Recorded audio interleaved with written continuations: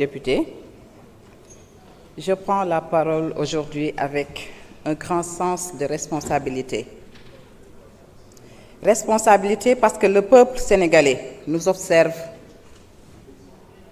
et attend de nous que nous soyons à la hauteur de notre serment. En avril 2020, l'Assemblée a voté une loi d'habilitation référant au président de la République et son gouvernement des pouvoirs exceptionnels.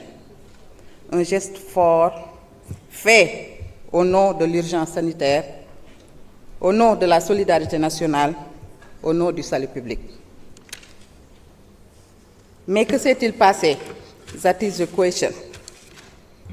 Ce qui s'est passé, c'est que ce que la nation a donné avec confiance, certains l'ont utilisé avec cupidité. Ce que le peuple attendait comme réponse solidaire à une crise historique, certains ont fait de ça une opportunité pour s'enrichir. Le rapport de la Cour des comptes révèle des marchés passés sans appel d'offres, des surfacturations, des pièces falsifiées, des entreprises favorisées sans qualification et surtout une gestion opaque et parfois malhonnête des milliards de nos fonds force Covid. Pire encore, plusieurs ministres en fonction sont directement mis en cause. Face à cela, nous, en tant qu'Assemblée nationale, que devons-nous faire? Fermer les yeux? Garder le silence? Tenter de protéger l'indéfendable, comme l'a fait la 14e législature, qui a délibérément refusé de mettre sur place la Haute Cour de justice, pourtant prévue par l'Assemblée nationale, le règlement intérieur de l'Assemblée nationale.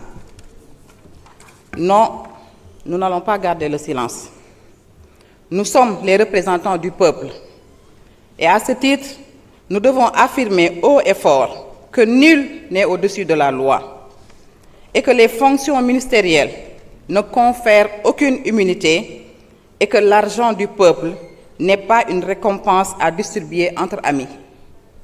La résolution de mise en accusation que nous examinons aujourd'hui n'est ni une vengeance, ni une manœuvre politique.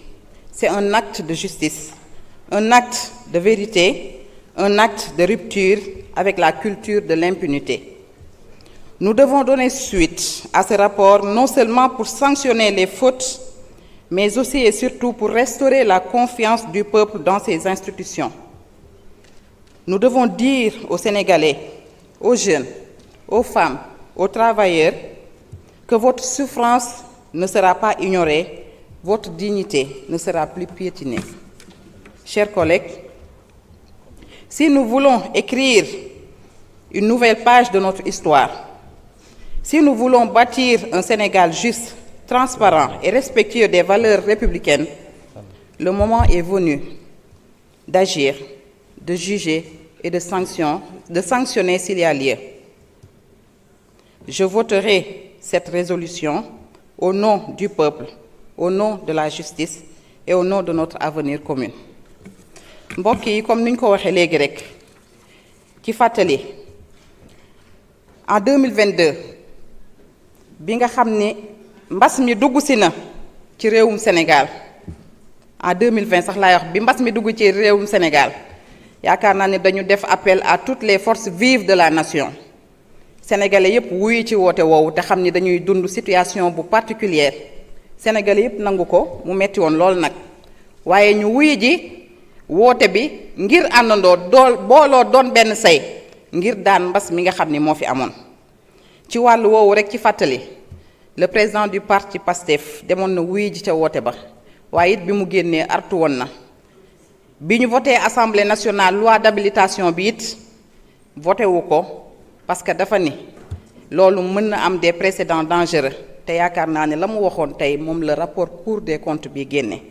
ndaxte kat loi boobu tey moo xàllal yoon bi dérive yi ñuy gis nii yépp ba tax na ñu gis fi ay sénégalais yu nga xamante ni ci lim mën nañ ni chiffre officiel yi la 1971 morts yu nga xamante ni xëy na am na ñenn ñu ci bari ñoo xam ne bu hôpitaux yi manqué wul woon ay lal xaalis yooyu ñu détourné mënoon na jënd ay lal. oxygène yi nga xamante ni am na malade yu nga xamante ni manque d'oxygène moo leen rey xaalis boobu tey mënoon na sauver des vies yu bari. Et pourtant cet argent là c'est des Sénégalais qui se sont constitués def benn bloc ni kenn ku si nekk sa dërëm nga dugal ko si pour ñu mën a taxawu suñu réew. waaye gis nañ ni nag ca jamono joojee am na ñu nga xamante ni dañu ne woon siiw yalwaanatuñu gumba waaye di sotti yalwaanam la askan bi Sénégal gi yépp dajale woon ñu jël ko ni que di niix dugal ci seeni biir poche yaakaar ne ñoo gën ñépp. kon bokk loolu tey bu ñu taxawul ni nañ ko leeral bu ñu taxawul ni tey nañu voter résolution bii pour que accusation yi nga xamante ni gis nañ ko ñu def ko ci seen kaw ñu dem setal seen der.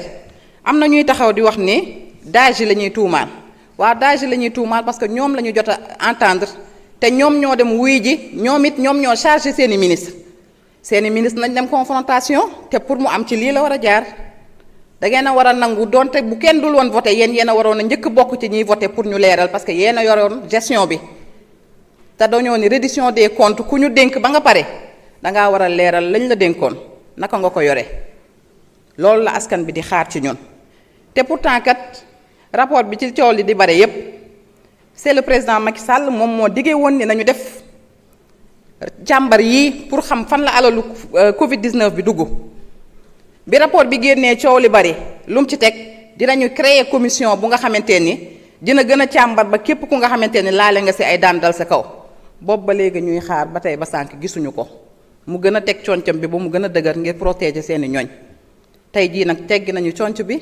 dañoo bëgg ñi nga xam ni rek tudd nañ leen neewuñu leen yéen a def neewuñu leen defu leen dañoo ni dem leen ngeen wuy ji liñ leen di tuumaal indi leen ci ay leeral bu dee defu leen kay non lieu dina am bu dee yéen a def nag di ngeen ko fay askan bi ba mu saf-saf. dañoo ni l'impunité nourrit la corruption et la corruption tue la République et nous aimons notre chère République duñu seetaan mukk dara lu koy faagaagal. dañoo ni jub-jubal jubbanti et dinañu veiller à ce que ci réew mi ñu teg ko ci yoon wu jub ba képp ku nga xamante ni dëng nga ñu mën la jubbanti. tout à l'heure il y a des frères et sœurs yuy wax ni dañu war a demaat ci éducation d'accord dañu war a liggéey ci éducation de base waaye it sanction bi dafa war a sévère pour que ñenn ñi nga xamante ni yor nañu ñu mën a jël exemple ci ñi nga xamante ni sanctionné nañ leen ba beneen yoon ñu xam ne alalu réew du pour ku mu neex rek nga pàccoo ko du ku mu neex nga def ko sa poche. pendant ce temps des Sénégalais meurent parce que hôpitaux yi amuñu jumtukaay yi ci war pour jël leen en charge tey li baaxul suñu moroomu jigéen ñu ngi dee ñu ngi ñàkk seeni bakkan bu ñuy mucc te loolu yépp lu ñu war a xeex la te lii tax ñu mën ko xeex mooy alal bi ñu voté pour ñu mën ko càmbar mu jëm ci askan bi ñu delloowaat ko ci askan bi. ci kaw loolu 14e législature ñu ngi fi woon te rapport bi génn en 2023 et pourquoi 14e législature nanguwuñu woon mettre en place li nga xamante ni moo di haute cour de justice.